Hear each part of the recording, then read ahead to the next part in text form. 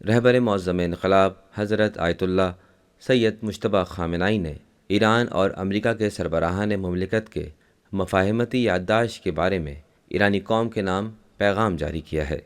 بسم اللہ الرحمن الرحیم۔ ایران کی پرجوش اور وفادار قوم، جیسا کہ آپ کو اطلاع مل چکی ہے، ایران اور امریکہ کے سربراہوں کے درمیان ایک مفاہمتی یادداشت پر دستخط ہوئے ہیں۔ اس مرحلے تک پہنچنے کی راہ میں متعلقہ ذمہ داروں نے دلسوزی اور نیک نیتی کے ساتھ بہت کوششیں کیں، اور یہ امریکی صدر تھا جو بے بسی کے سبب اس مقصد کے لیے مختلف حربے استعمال کر رہا تھا۔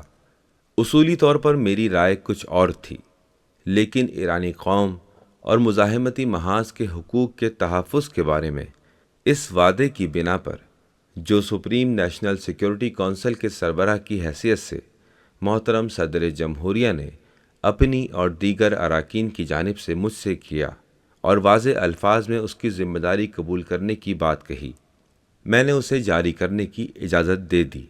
انہوں نے واضح طور پر یہ بھی کہا ہے کہ اگر امریکی فریق توسیع پسندی سے کام لینا چاہے گا تو وہ اسے تسلیم نہیں کریں گے۔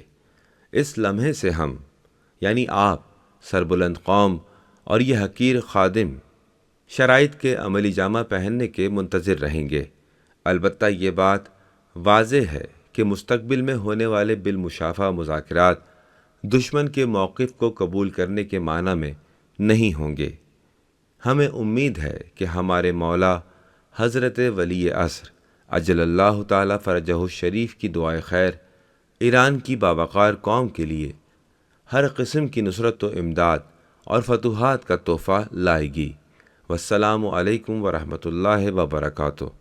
سید مجتبیٰ حسینی خامنہئی، 18 جون 2026۔